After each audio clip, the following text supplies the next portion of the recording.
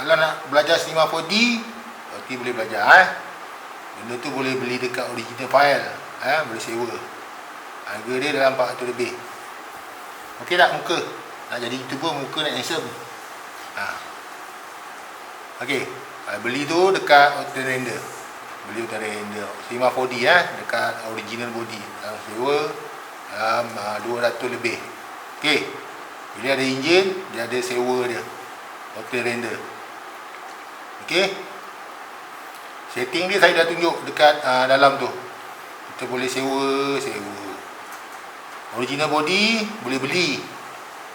Kalau crack body sewa, crack body beli. Kalau original body tu sewa. Kalau dia punya enjin,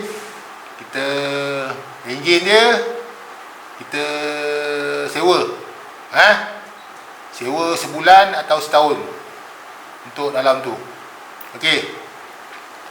Setting tadi dah ajar tadi, tunjuk semua. Kan? Boleh setting dalam tu. Kalau nak beli nanti, kalau nak belajar nanti boleh belajar, buat video, buat konten. Boleh ajarlah. Boleh ajar. Okey, nanti kita jumpa lagi. Bye bye.